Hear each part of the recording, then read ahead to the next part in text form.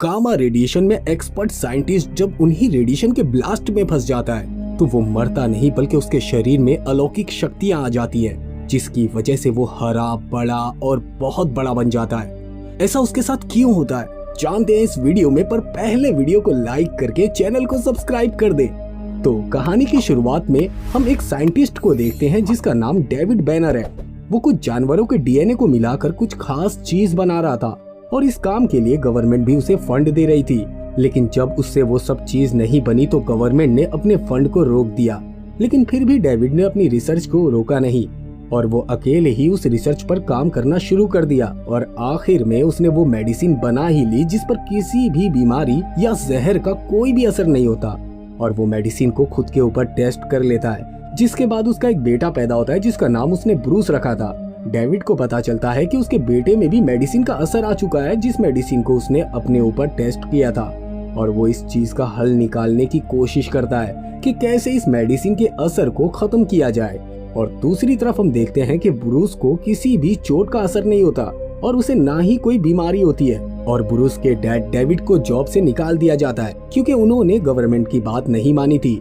फिर हमें कई साल बाद का सीन दिखाया जाता है और हमें पता चलता है कि ब्रूस अब किसी और फैमिली के साथ रहता है और उसे ये बताया गया है कि उसके पेरेंट्स मर चुके हैं। और ब्रूस भी अब एक साइंटिस्ट बन चुका है और उसकी एक कोलीग होती है जिसका नाम होता है बेटी रोज।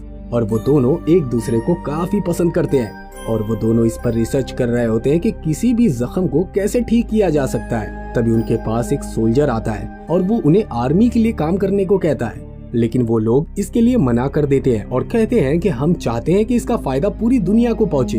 और वो आर्मी का ऑफिसर उन्हें वार्निंग देकर चला जाता है। और वहाँ पर बेटी को एक अजीब सा आदमी दिखाई देता है जो कि ब्रूस की ऑफिस में जाके एक बाल को उठा लेता है और उसे अपने साथ ले जाता है। एक्चुअली में ये ब्रूस के पिता होते हैं जो कि अभी भी जिंदा हैं और उन्होंने ब्रूस के बाल को इसलिए उठाया था ताकि वो उसके डीएनए को देख सके।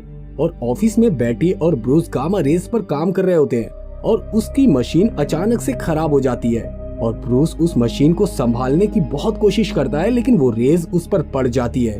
और फिर हम देखते हैं कि हॉस्पिटल में ब्रूस को होश आता है क्योंकि जैसे ही उस पर वो रेस पड़ी थी वो बेहोश हो गया था, तो उसको हॉस्पिटल लाया गया था। अब उसके पास बेटी भी बैठी हुई थी और वो कहती है कि ये रेस तो काफी खतरनाक थी, आखिर तुम्हारी जान कैसे बच पाई। और इस बात से बेटी काफी हैरान होती है।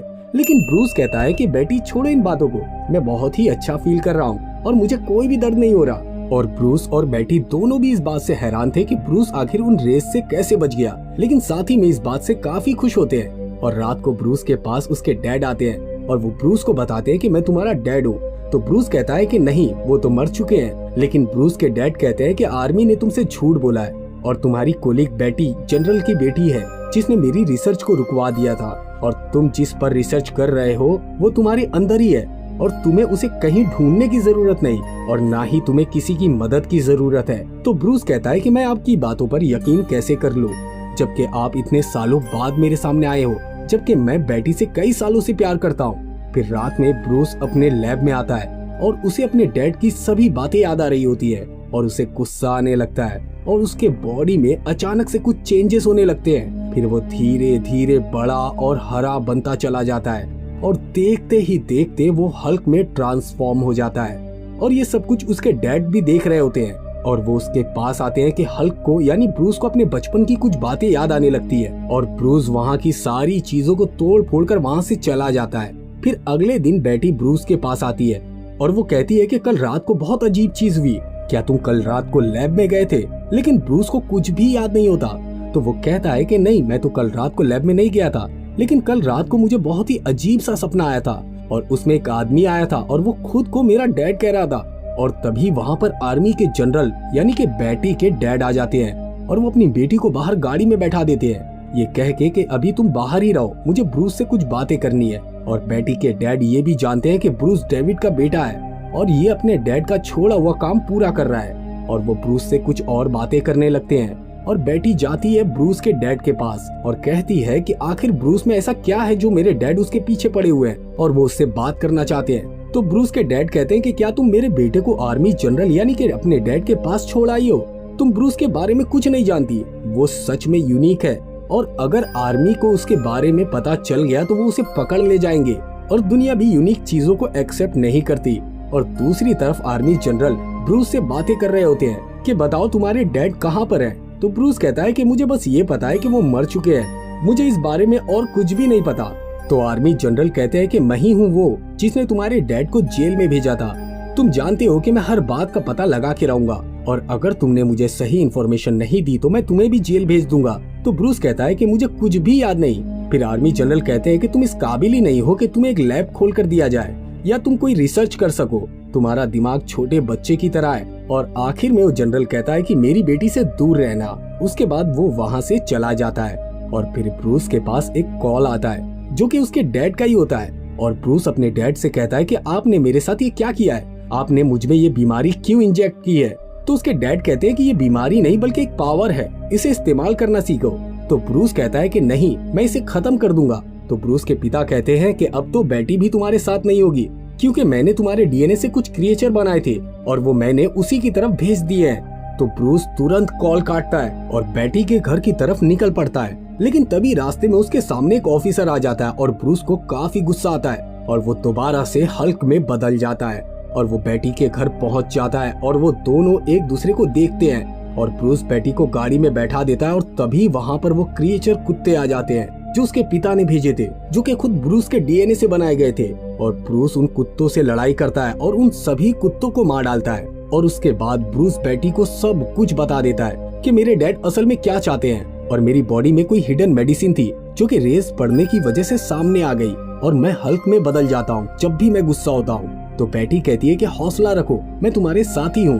फिर अगले दिन बेटी अपने डैड को फोन लगाती है क्योंकि वो उनसे हेल्प मांगना चाहती थी ब्रूस के लिए, लेकिन उसे नहीं पता था कि उसके डैड ब्रूस के सबसे बड़े दुश्मन है। और जैसे ही उसके डैड को पता चलता है कि बेटी ब्रूस के साथ है तो वो वहाँ पर अपने आदमियों को भेज देते हैं जो ब्रूस को बेहोश कर देते हैं और आर्मी वाले उसे अपने साथ जनरल के पास ले आते हैं। फिर उसके बाद बेटी ब्रूस से कहती है कि मैं तुम्हें जल्दी ठीक कर दूंगी, लेकिन उसे क्या पता था कि उसके डैड क्या चाहते हैं। और वो ब्रूस को जमीन से 1000 फीट नीचे लेके आते हैं और उसे हमेशा ही वहाँ पर बेहोश रखने का प्लान कर रहे होते हैं। और जब बेटी को ये बात पता चलती है तो वो अपने डैड से कहती है कि आखिर आप ब्रूस से इतनी नफरत क्यों करते हैं। तो बेटी के डैड कहते हैं कि मैं उससे नफरत नहीं करता बल्कि वो एक खतरा है, वो अपने डैड की ही तरह एक पागल साइंटिस्ट है। तो बेटी कहती है कि मैं उसे अच्छी तरह से जानती हूँ, आप मुझे बस एक बार उससे मिलने दो। तो उसके पिता इस बात की परमिशन दे देते हैं और वो सारा दिन ब्रूस के साथ गुजारती है। लेकिन उसके बाद उसके डैड कहते हैं कि आज के बाद तुम ब्रूस से कभी नहीं मिलोगी। कुछ लोग उसको हमेशा के लिए अपने साथ लेकर जा रहे हैं। दूसरी तरफ ब्रूस के डैड को जब ये पता चलता है कि आर्मी ने ब्रूस को पकड़ लिया है तो वो सोचते हैं कि मैं अपने बेटे की रिसर्च को इस तरह खत्म होने नहीं दे सकता। तो वो भी उस जगह जाते हैं जहाँ ब्रूस पर रेस पड़ती है, जहाँ ब्रूस हल्क में बदल गया था। वो रेस को अपने ऊपर डालते हैं ताकि वो भी अपने बेटे जैसा यूनिक बन सके और अपना काम पूरा कर सके और अपने बेटे को बचा सके। लेकिन उसे ब्रूस की तरह पावर नहीं मिल सकी। उसे ऐसी पावर मिलती है कि वो जिस चीज को भी हाथ लगाता है वो उसके जैसा बन जाता है। उसके बाद डेविड बेटी के पास जाता है और कहता है कि मुझे मेरे बेटे से मिलना है। तो बेटी कहती है कि अब बहुत देर हो चुकी है, उसे वो लोग लेकर जाने वाले हैं। तो डेविड कहता है कि वो तुम्हारे डैड हैं जो ये सब कुछ कर रहे हैं, तुम ये सब रोक सकती हो। तो बेटी कहती है कि नहीं, मैं उन्हें नहीं रोक सकती और आप मुझसे ऐसा क्यों कह रहे हो जबकि ये सारी गलती आपकी वजह से है। तो डेविड कहता है कि ये मेरी गलती नहीं है, ये उसे डीएनए से गया था और मैं नहीं चाहता था कि वो ऐसा बने। मैंने उसे खत्म करने के लिए क्या कुछ नहीं किया और मैं तुम्हारी भलाई चाह रहा हूँ। गलती तुम्हारी डैड की भी है जिन्होंने मेरे प्रोजेक्ट को बंद कर दिया था, वरना अब तक मैं उसका इलाज ढूंढ चुका होता। और हाँ, मुझसे गलती हुई है, मैं उसे मानता हूँ। और जब मुझे पता चला था कि मेरा बेटा ब्रूस दुनिया के लिए खतरा बनेगा तो मैंने उसे मारने की भी कोशिश की थी, लेकिन मेरी वाइफ बीच में आ गई थी और वो चाकू उसे लग गया और उसकी वजह से उसकी जान चली गई। दूसरी तरफ हम देखते हैं ब्रूस को टॉर्चर किया जा रहा था। वो लोग उसे इलेक्ट्रिक शॉक दे रहे होते हैं ताकि ब्रूस को गुस्सा आए और वो हल्क में बदल जाए, क्योंकि वो लोग चाहते थे कि जब वो हल्क में बदले तो वो लोग उसका स्कैन निकाले और उसके डीएनए की मदद से वो लोग और भी हल्क बनाए जिससे वो अपना फायदा कर सके। लेकिन ब्रूस गुस्सा नहीं करता और कहता है कि तुम चाहे कुछ भी कर लो, मैं हल्क नहीं बनूंगा ताकि तुम लोग मेरा फायदा ना उठा सको। लेकिन उसे इतना ज्यादा टॉर्चर किया जाता है कि वो बेहोश हो जाता है और फिर पानी के टैंक के अंदर उसे अपनी पुरानी यादें याद आने लगती है कि जब वो छोटा था तो कैसे उसके पिता उसे मॉन्स्टर समझकर मारने वाले थे और उसकी जगह उसकी मॉम की मौत हो गई। ये सब याद करके उसको गुस्सा आने लगता है और वो हल्क में बदलने लगता है और फिर वो हल्क में बदल ही जाता है। वो स्टैंड को तोड़कर बाहर आ जाता है। पूरी आर्मी उसे बेहोश करके उसे रोकने की कोशिश करती है और वो हल्क पर गोलियां चलाती है, लेकिन हल्क तो हल्क था, गोलियों से उसे क्या फर्क पड़ने वाला था। और हल्क वहाँ पर तोड़ फोड़ करके उस बिल्डिंग से बाहर आ जाता है और आर्मी उसे पकड़ने के लिए उसका पीछा कर रही होती है।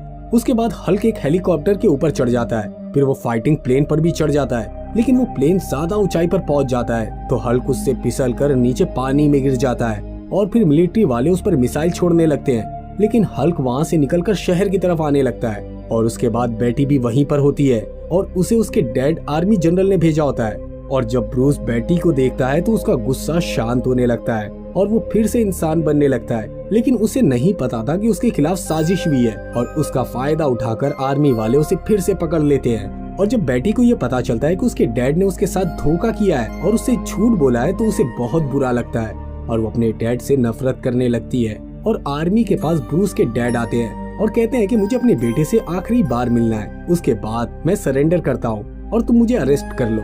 लेकिन डेविड भी यहाँ प्लानिंग के साथ आया हुआ था क्योंकि उसके पास भी पावर थी और वो अपने बेटे के लिए आर्मी से लड़ना चाहता था। और फिर ब्रूस के डैड उससे मिलते हैं और मिलकर उससे ऐसी बातें कहने लगते हैं जिससे ब्रूस को गुस्सा आ जाए और वो हल्क में बदल जाए। लेकिन ब्रूस इतना थक चुका होता है कि उसे गुस्सा भी नहीं आ रहा होता और ब्रूस के डैड इलेक्ट्रिसिटी कंज्यूम करने लगते हैं और पूरे शहर की इलेक्ट्रिसिटी को कंज्यूम कर लेते हैं और वो फिर ब्रूस को शॉक देने लगते हैं, जिसकी वजह से फाइनली ब्रूस हल्क में बदल जाता है और वो दोनों लड़ने लगते हैं। और ब्रूस के डैड उससे इसलिए लड़ने लगते हैं ताकि वो ब्रूस की एनर्जी को भी ऑब्जॉर्ब कर सके। तो हल्क अपने डैड से कहने लगता है कि आप ले लो, आप मेरी सारी एनर्जी ले लो।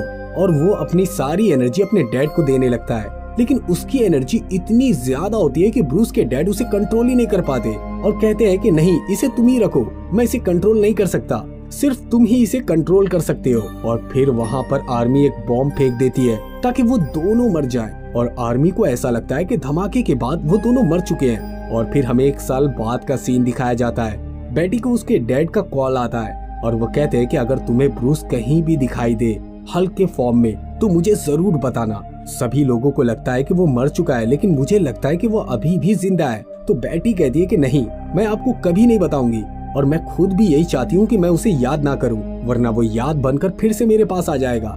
लेकिन मूवी के एंड में हम देखते हैं कि ब्रूस अभी भी जिंदा है और वो जंगल में कुछ लोगों के साथ लंच कर रहा है और अब वो अपने गुस्से को भी काबू करना सीख चुका है, जिससे किसी को भी अभी तक पता नहीं चलता कि हल्क जिंदा है या वो मर चुका। और यहीं पर ये मूवी खत्म हो जाती है।